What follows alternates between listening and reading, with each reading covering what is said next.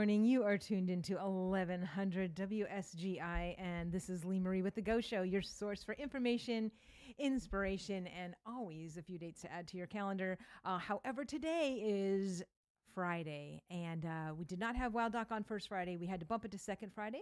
So today is our special edition Go Show, which Wild Doc covers a lot of very interesting topics, so you are not going to want to miss. Matter of fact, right now, text all your friends. Tell them Wild Doc is on the air right now. Share the link on WSGI so that it goes viral, because he always has life-changing and life-improving tips for you. All right, let's go to the Lord in prayer. Oh, Heavenly Father, you are so amazing. Thank you so much for all the blessings. Thank you for your wisdom, your discernment, your perfect will, your perfect timing. Thank you for lining up everything for us. Thank you for going ahead of us and just clearing that path and putting the right people at the right place at the right time. You are so amazing, and we love you. We praise you. We thank you. We say, hey, take this show exactly where you want it to go. In the mighty name of Jesus, amen. Amen. Well, Doc, we missed you. Yeah, it seems like it's been so long. I know. It was only 1 week late, but it seems like forever. I'm thinking to myself, I'm like, all right, I'm going to do a little camera check there. There we go. Awesome. All right. So how have you been? I've been really well. How's the family? They're all great. Oh, good. This might be a fun thing. Did you guys What we hear got any going of that? on? Oh, my goodness. It's a little kids crusade, but adults are also allowed to go. And it's like a non-denominational, a whole bunch of churches are doing it. Okay. And this guy has written this like 30-minute or 40-minute program that is really, the kids are loving it. So anyway, you might want to take that with you because you're not that far away. But anyways, I digress. Yeah, they've had... Is he bringing in like Elon Musk robots? Or what? No, I'm kidding. Well, yeah, they talk about how, these robots are they're showing how, people are trying to program you and all this stuff. And I can imagine. Yeah. So society is, government is. Exactly. Pharmaceutical industry is. Uh-huh. All right. So what has the Lord laid on your heart to talk about? And can I have you move this way a little bit? And I'm going to move this for video screen and stuff like that. Over there. Absolutely. Otherwise, you know what? When they see this big mug, it looks like Honey, I Shrunk the Guest, because see that? Like, yeah. That's how you hold your deer out after you That's shoot right. it or your fish. See That's how right. big my fish It's all about the angles. All right, there we go. Now we can see him and not just his large tumbler. Yes.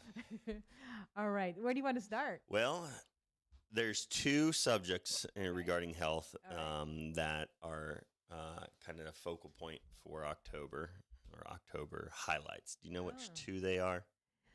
Mm-mm. What do you see all the pink ribbons for? Oh, yes. The pink out. Yep. Mm-hmm. And then it's the one that many people forget, but in actuality, it is a greater threat to our nation's future, everything, economic, physical health, financial, everything. And it's autism. So October is actually Autism Awareness Month. So I thought that would be good to kind of just have a discussion surrounding that topic I'm there. so glad that you brought that up, because talk about, if people want to, we can talk about breast cancer as well. So, all right. That sounds like two great topics. Thank you. Yeah.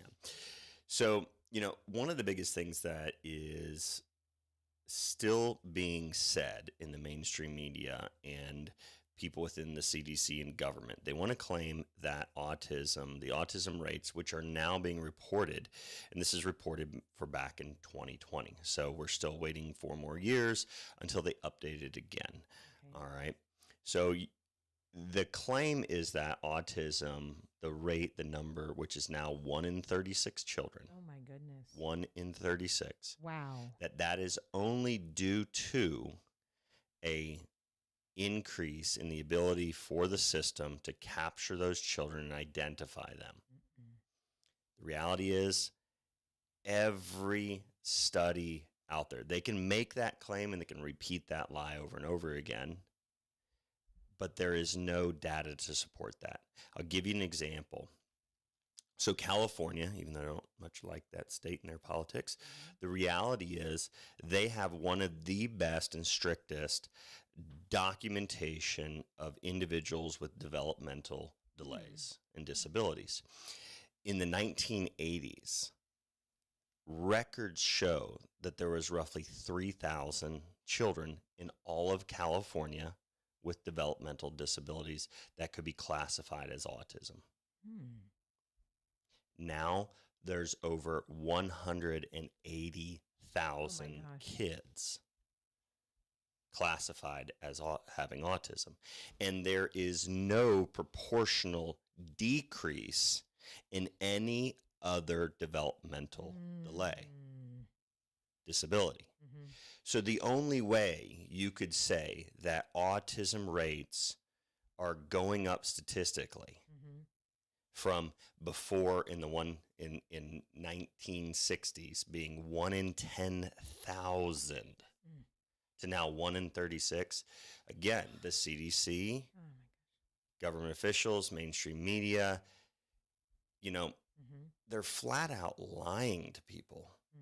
They're attempting to cover up one of the most catastrophic epidemics that are facing this nation and many nations around the world. They have no evidence that it's just better, because just everybody use your common sense. If we are looking at 1 in 36 children right now, if it's just a different classification of the same, quote, disabilities that were around in the 1960s, 70s, 80s, where are all these 50, 60, 70-year-old individuals with autism?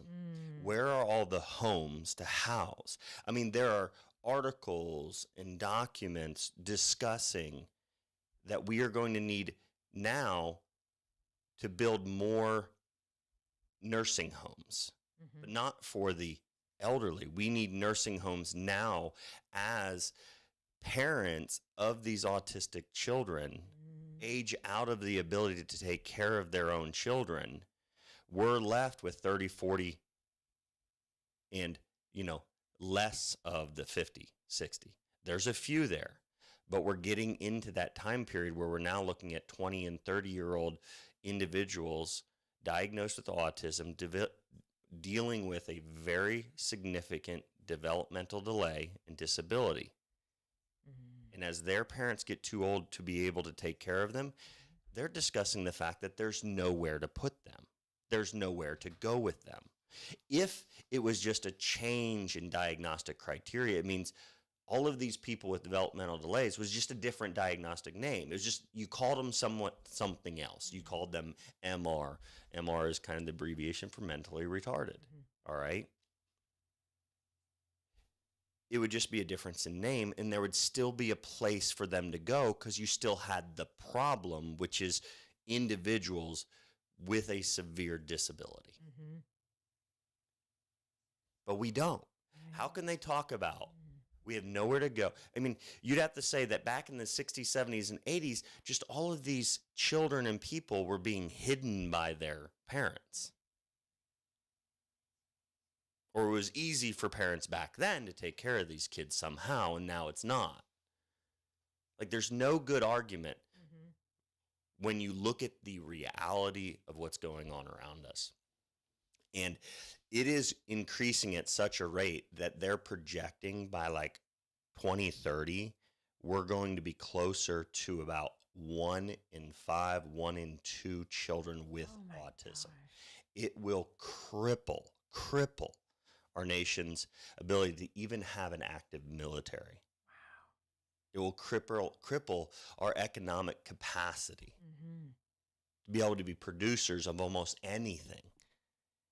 We'll be looking at least half the males in this nation who are born after 2030. If the rate continues to increase, we're going to be looking at less than half the workforce as far as males go. Now, is this like worldwide stat, or is this for America? Many nations, yes. A lot of nations around the world that are tracking autism, westernized nations especially, are seeing these dramatic rises in autism. There's a few, places around the world that they don't live the way we do in the westernized nations, and they're not seeing autism. Autism is still kind of like that We have nobody like that. Mm. And so And that's not a reporting so it is a westernized epidemic. So it is something that has changed over those years. I know we can't really get into too much of the nitty gritty here on Facebook because of censorship rules and things like that.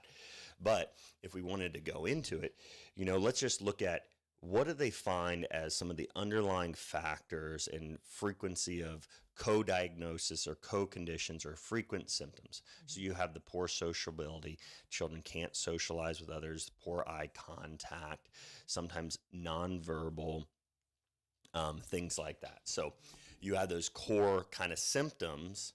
The symptoms are the expression of dysfunction. Well, what is associated with causing the dysfunction in the brain and the rest of the system? Well, there's a lot of evidence in the vast majority of cases. Individuals dealing with autism have major gastrointestinal problems. That's a very frequent associated condition. Well, we understand that the brain affects the gut, and we understand that the gut affects the brain. We understand that antibiotics earlier in life increase the risk of mood disorders, depression, ADHD, things like that. Almost every neuropsychiatric condition out there has some level of associated risk that is increased the more a child is on antibiotics. So when you take an antibiotic, you disrupt the microbiome and you leave a barren wasteland after you've nuked the area, that bad can come in. It's like when we fight wars overseas and we remove a tyrant. Well, if you don't replace the tyrant with a good person, then evil spirits just come in. You look at Saddam Hussein, remove him, and then ISIS replaces him. It's like more. I was listening to a pastor, and he talked about, and I just want to mention this in this regard. He talked about how I guess there's a rule of 7 in the Bible, he said. And again, please apologize if a pastor says this isn't true or whatever. I apologize. I'm just repeating what I've heard. It was so what he said was basically he was giving that example of our military removed somebody and then ISIS came in. It was like more evil replaced this void. If you don't replace the void with the Holy Spirit, the void will be replaced even if you cast out demons with more demons. So, and so we've got this catastrophic situation here right now in this nation, and we have to address it. But our government, why aren't they addressing it to the degree? Autism affects more people and ultimately leads to significant lifelong disability, and there is a higher risk of early mortality with autism than there was with COVID. Why are we putting more money, and we got to fight this epidemic, and then but we're not fighting the epidemic that is just like glaring us in the face that if we don't do something about this, we're going to be unable to run a nation, defend our borders, do anything economically that brings income in, because we are literally, you go to churches now, and if you have those rooms for autism, and a lot of parents don't and can't bring their children to church because they don't want to leave their children with somebody else. So I work with a lot of families who have children with autism, and they will say, I can't. It's too hard to go with these children because even now the separate rooms. I mean, there was no separate nursing room. There was the nursery in my church in the basement, and we had kids playing and going crazy and having fun. There was no separate room for autism children, severe developmental disability. You might have a child with Down syndrome. You might have had a child with cerebral palsy, but there was not a single child and I grew up in a very small school, very small town, but there was no autistic children. There was no additional room in the nursery for those children of various ages. Now there is. I appreciate that. The churches have implemented that, but many don't go. But you can't say every teachers, any of these arenas, we're putting things in place to be able to help and take care of these children. Where are they coming from? It's not just, oh, they were there. We just called them something else. They had a different name. That's not the case in any shape or form. So we'll kind of go back, and that's an argument that just needs to be laid to the side and say, we know it's increasing, so let's do something about it. Let's begin to identify underlying factors. Okay, so I'm going to kind of fly through some underlying factors if people have questions about them. I talked about antibiotic disruptions of the microbiome. That's when you look at C-sections, anything that can disrupt the natural way in which the microbiome is supposed to be populated by good and healthy bacteria has the potential to be an associated risk factor. Okay, so if a child is born by C-section rather than being born vaginally, they do not get the inoculation of coming through the vaginal canal, mother's womb, and that bacteria, the healthy bacteria in the womb, will then not go into the gastrointestinal tract. And again, that's the vaginal tract, into the gastrointestinal tract, into the sinuses and things like that of the child. And so there's a disruption there, but that alone doesn't explain why it could be that much increased, because it's not like C-section rates and stuff like that. Even though they have gone up in this nation, other nations that have seen a consistent increase in autism, they don't see increases in C-section rates like the US has. So you look at that, the microbiome, the gut affects the brain affects the gut. The gut has a strong impact on the immune system. And when you look at immune system dysfunction and imbalance, they see a very strong correlation between autism and developmental delays, associated with autism, like even ADHD, with a Th2 dominant immune profile. And when you go into that, that's more mucosal barrier immunity. That's in your lungs, sinuses, gastrointestinal tract. It's like it's too aggressive. It's too inflamed. That spills over into the bloodstream. And then when we have immune reactions inflaming the gut and gut lining, we see that we can have inflammation of the blood-brain barrier. So you have the barrier of the gastrointestinal tract, and then you have the barrier of the blood-brain barrier. That is the barrier between our systemic blood supply and our brain. And so that can break down because the gut is inflamed. All right, so there's that correlation there, and there's that correlation of it should be more of a higher Th1 type immune profile. I always say Th1 is more like a strategic military going after with snipers. Th2 is more like, let's drop some bombs and inflammation around the borders and around the entrances, but it spills over into the country and then negatively impacts the population within and can harm us. It's like using hand grenades versus a sniper rifle. I'd prefer, if there's a group of people and there's one bad guy in there, that they use a sniper, not a hand grenade to get rid of them. Does that make sense? But we see this prevalence of that. And there's plenty of evidence, and I'm not going to say what, that there are certain medical strategies that increase the stimulation of that Th2 dominant immune profile.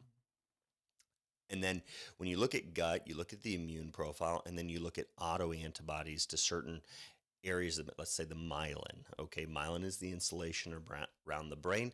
They see that children with autism have higher rates of autoantibodies against the myelin, the insulation around their nerve fibers, around the nerves in their brain. Okay, so they have a lot more autoantibodies, a lot more risk of autoimmune disease or coexisting autoimmune diseases like celiac disease and others. They see that mothers who have autoimmune diseases, they have a higher risk of giving birth and then eventually having a child diagnosed with autism. Now, this is a very, I would have to go into the censored information to really detail this out so that people don't misconstrue what I'm saying. But there are studies, because what I don't want people to think is that the flu, the cold, COVID, potentially we'll have to wait and see.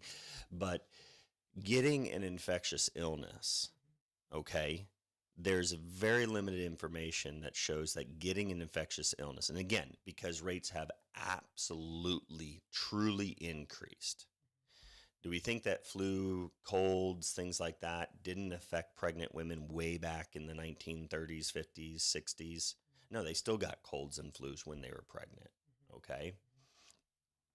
But they show that immune activation during critical periods of time when a mother is pregnant and their baby is developing, those have an increased risk of causing autism in the child.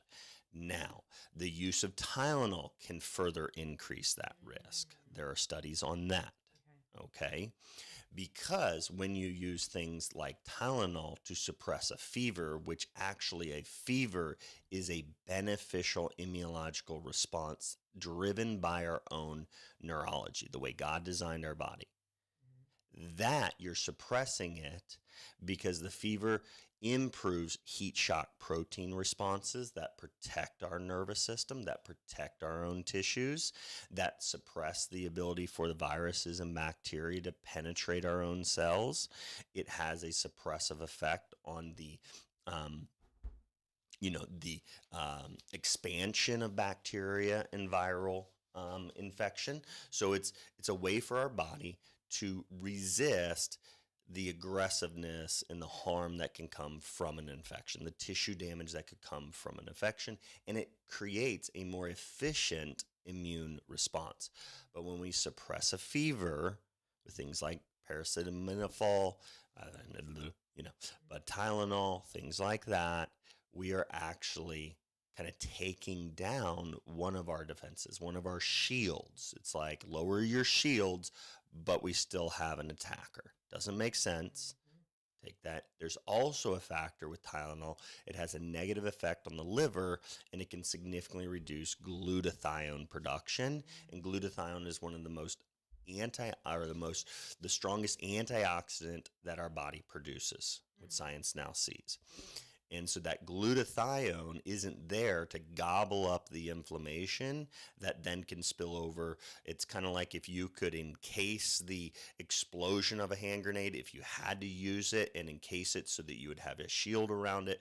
Well, glutathione can come in and create a shield around healthy tissue and gobble up that flame that's going out and could harm other healthy tissues. Well, it stops that flame from reaching and going out so far into surrounding tissues. So that's one of the mechanisms that could be associated, and the reason why Tylenol use has an increased association with the risk of a child developing autism, both in the child themselves when they have fevers, when they're very young. There's evidence that Tylenol being given frequently is an associated risk factor with the development of autism, because we're not allowing the immune system and we're suppressing the ability for the body to regulate the inflammation that then causes more tissue or nervous system damage and things like that.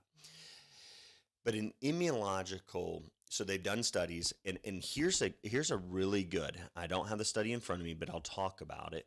There was a study done, and what they used was lipopolysaccharide. So that is a polysaccharide, many polysaccharides, sugars. And what they showed that the injection, so LPS can be created by bacteria in our digestive tract, but if our digestive tract is healthy, our microbiome is healthy, that LPS doesn't get across the barrier of our intestinal tract. If we have tight junctions, we don't allow that into the bloodstream. But that LPS, when injected, okay, it's not a virus, it's not a bacteria, but it's like a toxin generated by bacteria, okay? So it's just a toxin. When injected, stimulates. LPS is a very strong immune stimulant, all right? And there are lots of other immune stimulants, and ideally you would never inject them into a pregnant mother.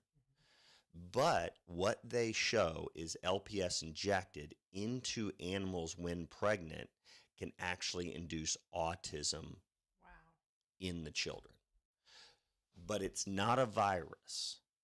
It's not a bacteria. The reason I'm stressing that is because it is a toxin. So you can't claim that a virus is what was necessary to get into the brain of the child while developing, and thus the bacteria virus, the infectious disease. So it's not an infectious disease that causes the increase in autism. It is a toxin that is a strong immune stimulant.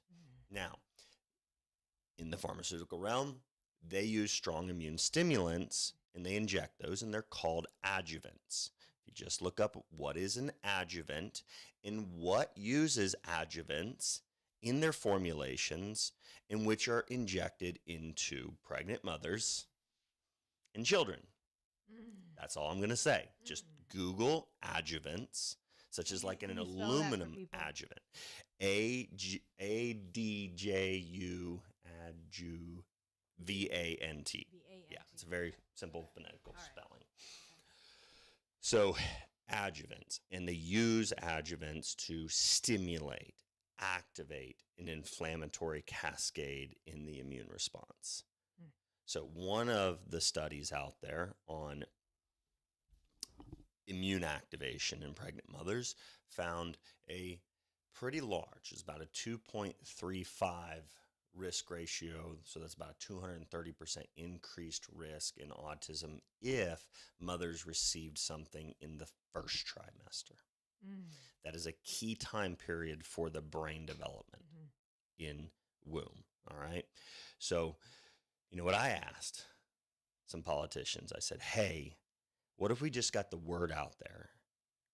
Even if I believe I would not want my wife to get any of these things, what if we just get the word out there that let's delay that medical intervention, that medical application of that item until the second or third, because the second or third didn't have as high a risk. Politician didn't want to do anything with it. So is that something that they're automatically giving on the first? It is automatically recommended to all. Yeah. Not just first trimester. It's just any time throughout. Wow. So when I sit down, like I had a mother this week come in with a child that had regressive autism. So that means he was babbling, he was speaking, making great eye contact. He was climbing, crawling, he was very active. And then all of a sudden, bam. Wow. They saw within a matter of a short window of time, days to weeks, eye contact decreased, physical activity significantly decreased, stopped babbling completely. And then returned to development, but development trajectory was not as rapid as it was before an event. Okay. And so, something happened to that kid, and so when I go through and I ask, was there any immune situation? Did you get really sick? Did you have to take medications? Were you on antibiotics? How was your child born? C-section, induction, or without? There's an associated risk factor with the use of antidepressant medications. It's small, but there's still a risk of antidepressant medications, and they have an effect on neurotransmitter profiles. So there's an associated risk on that as well. So really, when you look at the factors that they've seen associated with the increased risk of autism diagnosis in a child, it starts in the womb. There's a reason with the military, there was a higher prevalence in military families of autism being diagnosed in their children than it was in the general population many years. 10 years ago, they started seeing that. So it was like the military families have a higher risk of autism diagnosis in their children. They were 1 in 36 almost 10 years ago, when it was around 150 or 1 in 150 in the general population. You have to be like, well, what do they get more of? What are they exposed to more of? Now, stress as well. Stress has a huge negative effect on our body's capability. The mother or anybody has a huge negative effect on our ability to control our immunological balance again. So stress, extreme stress while pregnant, is another risk factor. Now, these are all risk factors that are contributing factors to why a child would become autistic or be diagnosed and develop autism. to me, it's like, why don't we just put all of this research together?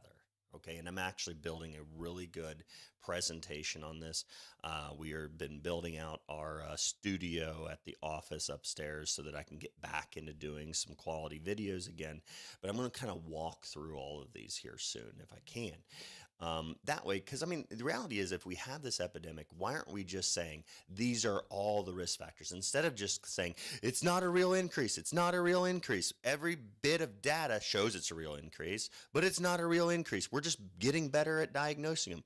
But we don't have anywhere to put these children or young adults now that it's getting out of control, you know? Mm-hmm. So again, we are looking at an epidemic that has to stop, and we have to have open conversations about all of the potential factors that are driving it. You know, there is evidence and research behind the use of glyphosate, Roundup, herbicides, pesticides, chemicals that are toxins, that are being ingested when we eat the standard American foods, these high, starch, sugar, grains, when they're made non-organically, they are going to have these residues on them. And there's a strong correlation between the amount of pesticides being sprayed on U.S. farmland and how the increase there kind of mirrors the increase of autism as well. Okay. Speaking of Roundup, is every country still allowing it? Because, No. okay. There are countries that do not allow it. Because, I hear so many terrible things, and yet you just see rows and rows of it in our stores. Yeah. It's frustrating. Yeah. It's, it's made it simple for the farmers to clear their croplands of weeds, but now we got Roundup resistant weeds, so you see all those, whatever those yellow flowers are, way more resistant. You see them seed out. It's like, did you plant that? No, that was, but it's like, we need to figure out, there's better ways. There's better ways of farming. Yes, it's very labor intensive to change over. I understand all those arguments of why we don't yet and immediately change over. But I'm just like, man, could we get some farmers on board? Could we get some doctors on board to kind of make sure that we walk through? Could we get some church, a therapist to help women with stress? Could we educate more about the Tylenol issue that doesn't help you fight an infection, makes you feel better, but increases your risk of dying from an infection, plus your increased risk of having a severe injury due to an immunological response, that your immune response has been suppressed because of Tylenol and your glutathione was, So can we just talk about all of these factors and say, what can we change? What can we do to lower these factors, the burden of these factors, so as to see less children diagnosed with autism? Like, that's what my prayer is, that we see a trend in that. And that's what I've really tried to do over the years. Like, I truly, as a chiropractor, I believe prevention is worth, an ounce of prevention is worth a pound of cure. I would rather prevent through education and information any child from developing autism, rather than have to support these families and help these families improve the developmental trajectory of these children. Like, I help a lot of families with their children with developmental delays and improve their child's developmental trajectory. There's plenty of evidence on the extreme side of implementation and strategies is like a fecal microbiome transplant. And that's a fancy dancy term for a poop transplant. Like, literally, that's what it is. They basically clean out the intestinal tract of an autistic child with medications, and then they transplant this. So they either take a capsule that is fecal material from a healthy donor, or they in their ear. Okay.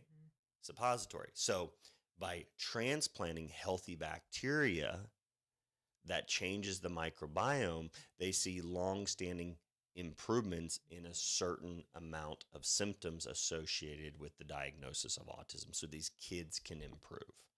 And that is a major change with their microbiome. Now, what is the catch-22 with like probiotics? They show that certain probiotics can improve autism-like symptoms. in autism. But once the probiotic is discontinued, most of those studies show that there's then a decline. They don't sustain that difference. Okay. So there's an interaction there with potentially their immune system, potentially with short chain fatty acids produced by that bacteria that are neuroprotective. There's this intricate play of multiple factors that bacteria can do for the child. But it's like once their microbiome is set, that's kind of the catch-22 with gastrointestinal work, is you can improve their intestinal tract if there's parasitic infections, if there's certain infections, anything that upregulates an immunological response in the GI has the potential to increase that immunological inflammatory response in the brain. So if you can treat for those things, you can oftentimes see improvements to a certain degree in these children. But just clearing an infection that was inflaming typically brings that child up in their developmental capacity or their ability to regulate their brain, and then they plateau because just removing those pathogens or those irritants in their system doesn't necessarily lead to a normal trajectory of development after that. Okay. It seems that critical time periods in a child's development of their central nervous system and brain, that it's like they get injured, and that stops the normal trajectory. Okay. And while you can lower those burdens if they're still there in the systems that are associated with more inflammation, more dysfunction, you remove those and you lower the burden and stress on them, and they improve a little while. Some significant, because again, we can't really determine all those factors I've discussed. Not every autistic child has, this exact Th2 immune profile increase, this exact microbiome dysfunction and disruption, dysbiosis. Not every child with autism has a parasite. Not every child with autism has this many toxins and this much of certain toxins in their bloodstream. Not every child with autism had a mother that was really stressed while pregnant. Not every autism case has a mother who had a mother who has an autoimmune condition. So they're all factors. All of them have different, in essence, percentage of a burden on that child or a cause to the burden and disruption in the immune system, inflammation, allergies, things like that. The removal of certain foods from the diet. There is a well-done study of a elimination diet, and the big things like gluten and dairy and things that have more of a psychoactive, inflammatory, allergy type driving the Th2 immune response up.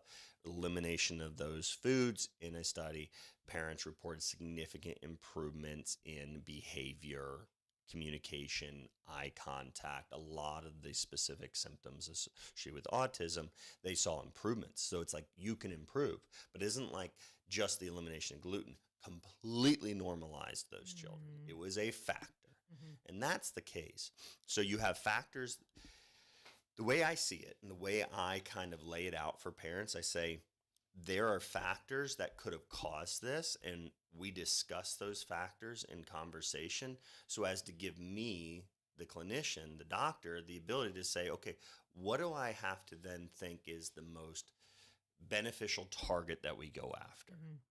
Like what is the factor that probably drove this the most, while others maybe a 10% factor, if we can figure out which one's maybe a 50% factor, well, our best bang for our buck and time spent is probably to go after the big fish.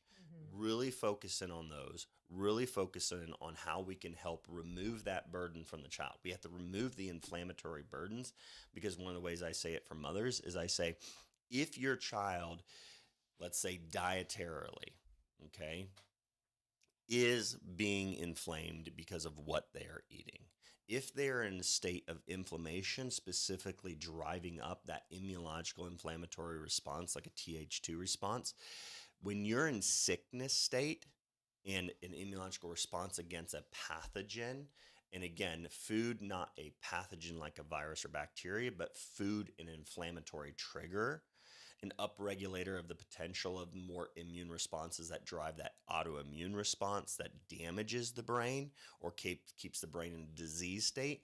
If they're in that type of disease state in defense, they're defending their body against something, they are not in development. If they are in defense, they're not in development. We must remove that which causes their body to respond as if it's defending itself against a pathogen.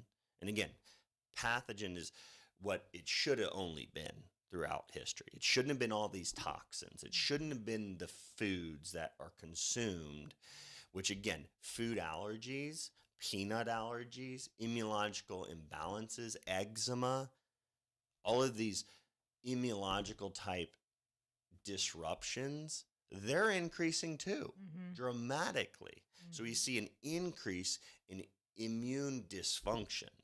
We see a massive increase in autoimmune disease. So we know there's a major immune component there. And again, we should have been exposed to just viruses and bacteria and ones that weren't made in labs. That's what we should have been exposed to. You know, God, the fall of man allowed that to happen. You know, kind of thing. Did God create those after the fall, or were they already created, but they had no effect on us? You know what I mean? Like, there's always, God, I have a lot of questions for you when I get to heaven. I got a lot of questions. We need to take a break real quick because this has been so fascinating, and I know that a lot of people are going to want to share this. So, such great information, but let's go ahead and take a break. At the UPS Store, we have everything to help small business owners be unstoppable. So if you need printing, we'll be the printing store. I need help printing brochures. My at-home printer became self-aware. Of course, the UPS Store can print. Wait, you said self-aware? Yeah, one day it was saying it was low on ink, and the next it was saying it wanted to rule the world. Weird. Well, whatever you need, we've got you covered. The UPS Store can help small business owners be unstoppable with our printing services. The UPS Store. Be unstoppable. The UPS Store locations are independently owned. Product, services, pricing, and hours may vary. See Center for details. Nothing can compare to the down-home customer service that you receive from a small-town, family-run drugstore like Southside Drug Company. Stop in and talk with the friendly staff. They've been specializing in hometown customer service for over 100 years. Store hours are Monday through Friday, 8 a.m. to 6 p.m., and Saturday, 8 a.m. to 4 p.m. For more information, visit SouthsideDrugCo.com. Be sure to tell them Lee Marie sent you. In studio, and we have Wild Doc here. Normally, Wild Doc comes on every first Friday, but we had to bump him to the second Friday this time. I'm so glad you all have joined us. He did bring to our attention that October is Autism Awareness Month, and since there are such an increase in autism that we can't ignore that. And so I'm really glad that you are bringing up all of these things that have contributed to this astronomical increase in it. So was there anything else you want to cover on autism? I mean, it is one of those subjects that it could be an almost seemingly never-ending discussion. It really could. And so, you know, what I've been doing in my clinic over the years, I just kind of want to explain, like, it's a God-driven, you know, passion for this. You know, I've said somebody should speak up for those who can't speak, you know, and that's what I believe God has called me to do. So over the years, I would really point out the factors. Again, my heart is more in, you know, it'd be like if my sole business and income was helping children with autism, I would be completely okay. Unlike the pharmaceutical industry, I would be completely okay if I could teach people what they would need to do to lower the risk of their child being diagnosed with autism, thus driving myself out of a job, and I'd go become a regenerative farmer again. You know, and so know this: the best thing I believe I can do for a parent is reach them with the information that can help them strategize on what they can change in their diet, in their lifestyle, in their choices, so as to have a child born into an environment, into a family, into a healthcare model that lowers their associated risk factors that could ultimately lead to the child being diagnosed with autism. Like, that is my prayer. That is what I want to see.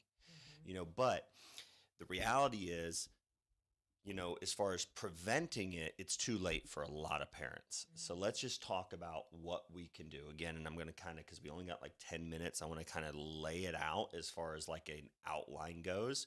Again, I sit down with parents. I like to discuss what are all the risk factors that may be associated in this specific case with this specific child. If we can figure that out, it can kind of direct us on what we need to do as far as potential testing.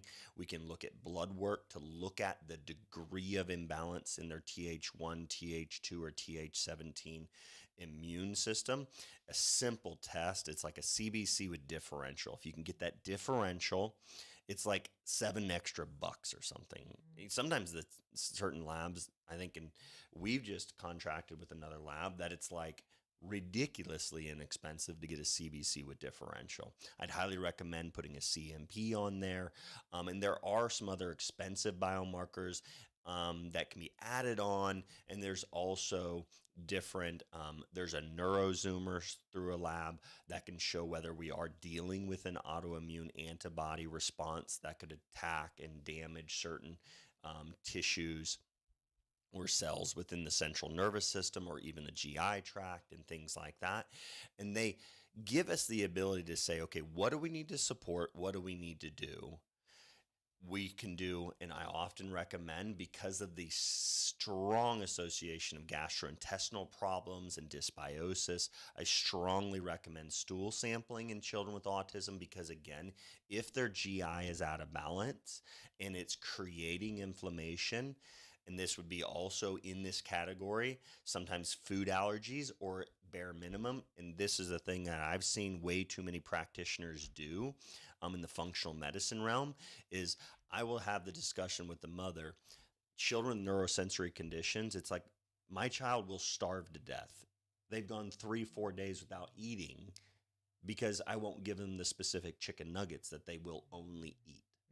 So I'm like, why run a food allergy test now when they don't have the ability, the mother or father doesn't have the ability to actually change the child's diet?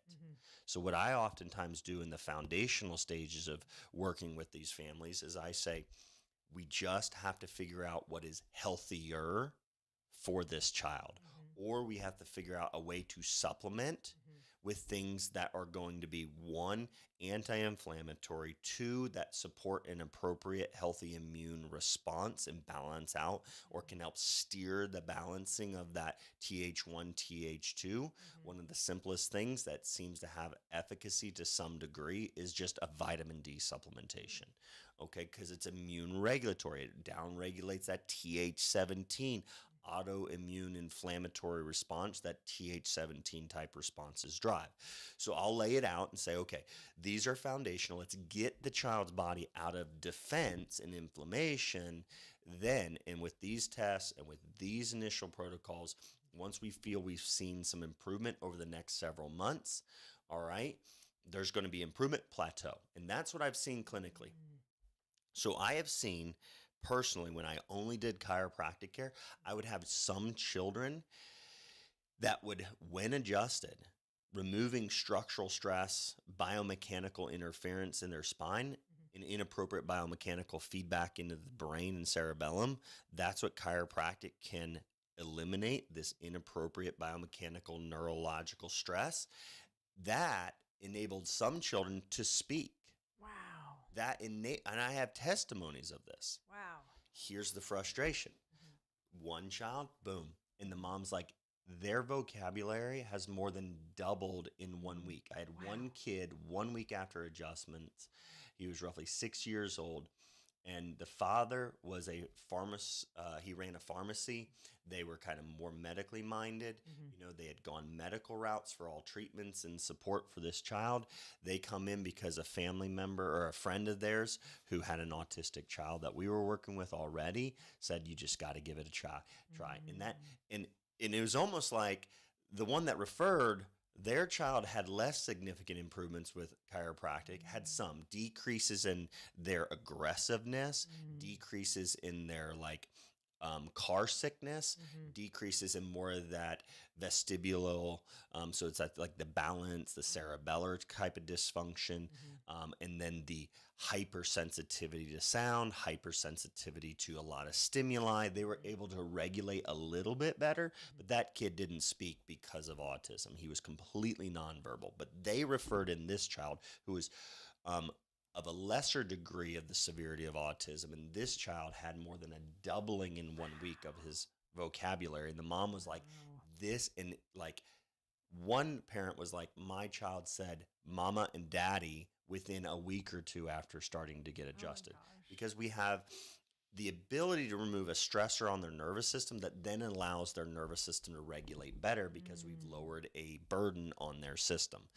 But I would see that one child got adjusted, not this dramatic improvement, subtle, almost every time, subtle improvements. I don't think I've had a single child who's come to my clinic and began to be adjusted who hasn't had at least some subtle improvements that the parents are very appreciative of in that response. Others, dramatic. It's like, holy cow, that was one of the major risk factors. They look at spinal injuries, forceps delivery, traumatic births. They have an associated risk with the development of autism later in life. So again, spinal injuries could be at play. One thing I was thinking, that would be a real interesting show, is if one of those parents who have had a child that had this dramatic increase, if they would come on with you and talk about that. I think that would be really interesting. A lot of them. Because you always have so much great information, and I'm always sharing it to everybody, and and sometimes I'll whack my head against a wall when I still see people that aren't listening. But I think that hearing from another parent, that really, I think would be All right. I'll see what we can do. Talk to them, and maybe, next time or in the near future, we could do that. Okay, go ahead. We only have about 3 minutes left. So, man, it's remove the burdens, remove the inflammation, get them out of defense so that they can develop.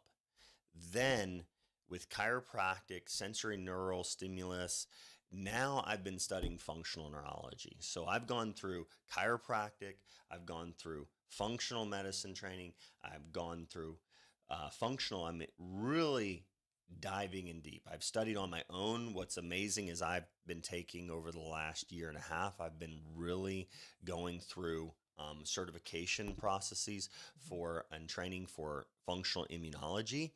And a lot of it I had already known because I studied the immunological component there on autism very heavily on my own. So I had a lot of knowledge, but it's really given me more key points and then giving me knowledge of herbs or supplements and strategies to help those children balance out their immune system. So I'm integrating more and more of that functional immunology component, and I'm seeing further improvements. Then on top of that, now with functional neurology courses I've been taking for the last 3 years, one of them is over 300 hours. Another one was over 100 hours. And another one, this one was probably about 60 hours. And so I'm accumulating that information so as to then be able to add in the ability to basically it's sensory stimuli and working on infantile reflexes that are innately there. They're like there's the hardwired programs in your computer that are there to run systems, and then you can download new programs and it can efficiently run those. But if it didn't have the base, like your iPhone reset to factory settings, so a child's factory settings have those infantile reflexes, and the activation of those infantile reflexes actually give the stimulus for the brain to develop. When the brain is injured, the brain is inflamed, when they're in defense mode, or they have an abrupt stressor on their body, being very general, stops those infantile reflexes from helping the brain develop. But we can actually use, when they are retained, these infantile reflexes are retained very frequently in autism. We can use those reflexes and almost like really work on stimulating them. And then it gives a stronger stimulus because we're focusing on them and we're identifying the imbalances from one side of the brain to the other. and we're stimulating. And that was originally what an infant used, their brain and nervous system used to develop. And then we're basically saying, okay, if that's what should help you develop, but you've got it still, then let's use that to stimulate and activate areas of the brain to help promote the development. But we have to do it 100 times more than an infant would naturally as they crawl, as you're holding them, as you're playing. Does this make sense? And I'm So sure the sooner they can do that, the Oh, better. I mean, big time. If we can get, especially before the age of 8, we can get so much more because their ability for brain to, just all the factors. all right, it is 8:59. I cannot believe that. But give your contact information because some people are like, oh my gosh, I've got to get in. The office phone number is 931-591-2010. Again, that's 931-591-2010. We're located at 755 North Woodson Road off X11 in Clarksville, Tennessee. And our website is Wild Roots Wellness. We're also home of Rooted Family Wellness, a naturally minded nurse practitioner providing primary care. Nice. Excellent. Well, thank you, Wild Doc, so much for coming on. I really appreciate that.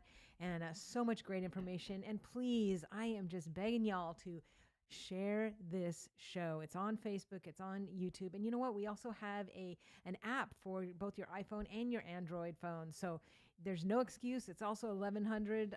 It's WSGI1100.com is our website. So I just highly encourage you to get this word out because, yeah, you're right. The numbers are it doesn't add up. And so we need to help get this information out. So I appreciate all that you are doing, Wild Doc. We really, we love you and we wish the best to you and your Appreciate you family. very much. Thank you for the opportunity. All right. We will see them again the next Friday the first Friday of November. All right. You have been listening to 1100 WSGI. Make it a great day. God bless.